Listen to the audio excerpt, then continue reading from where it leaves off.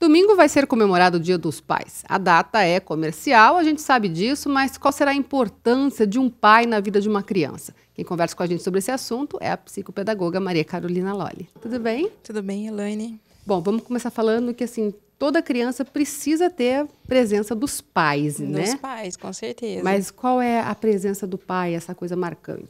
Então, a gente meio que deixa para trás a importância da presença do pai e a gente ostenta que a presença mais importante é a presença da mãe. Isso daí é uma grande mentira. Na verdade, a criança ela precisa dos dois exemplos, tanto do exemplo paterno quanto do exemplo materno, para ter um desenvolvimento cognitivo saudável. Geralmente, uma das partes é aquela parte que vai dar mais carinho, é aquela parte que é mais compreensiva, não que as duas não sejam, mas em uma das partes a criança ela tem mais apego.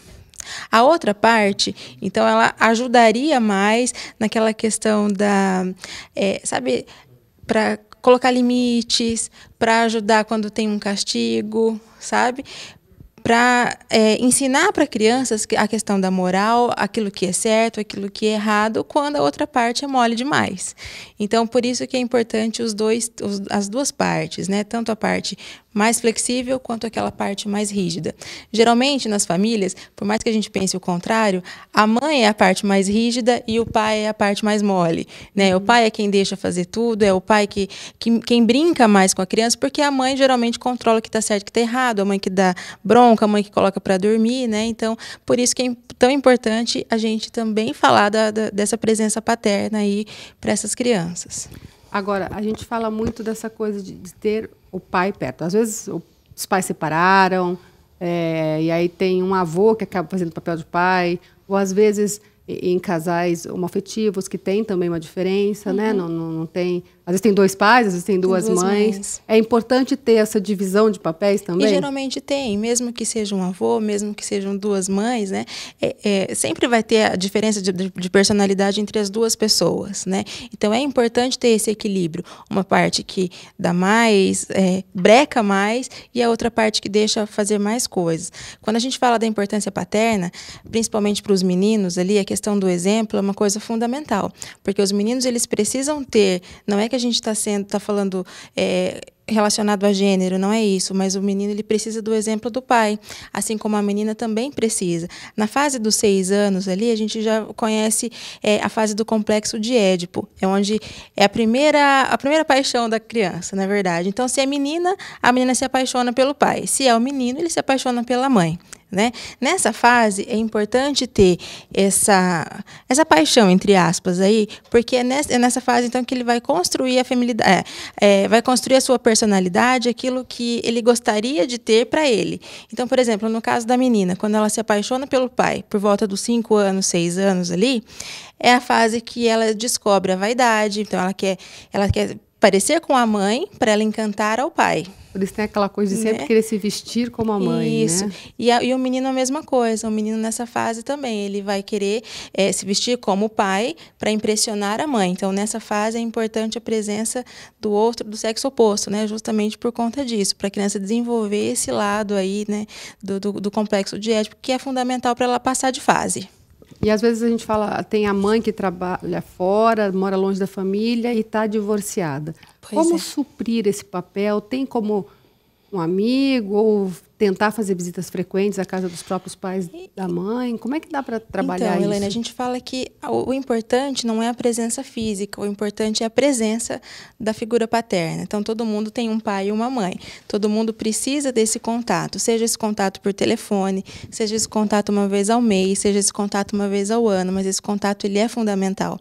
No caso das famílias que têm os pais separados, que a mãe mora longe, que a criança mora longe do pai ou da mãe ali, né? A gente precisa também ter esse contato, justamente para a criança ter esses dois lados. Porque, geralmente, assim, a mãe ela não entende tudo de um filho, por exemplo, e nem o pai, né? Então, a gente precisa ter essas duas moedas para a criança também ter a consciência ali que as pessoas pensam diferentes, todo mundo tem opiniões diferentes, então eu posso contar com você que tem a mesma opinião que eu e também posso contar com outra pessoa que talvez tenha uma opinião divergente da minha.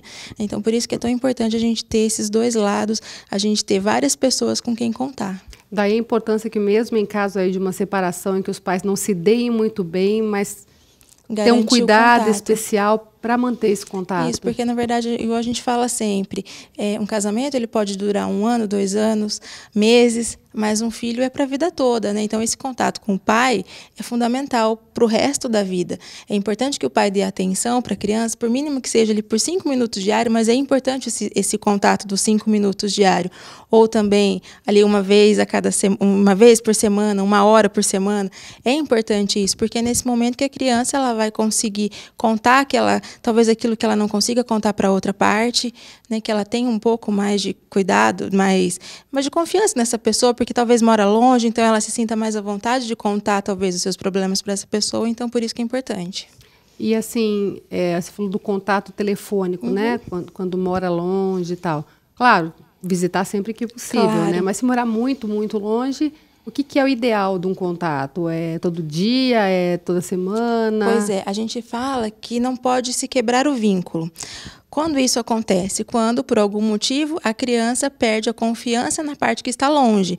Porque, geralmente, quando o pai sai de casa, por exemplo, já que nós estamos falando de pais, né? Se o pai mora longe da mãe que está com a guarda da criança, essa mãe, se não tem um bom contato com esse pai, faz com que a criança perca o vínculo com esse pai. Isso prejudica muito a criança.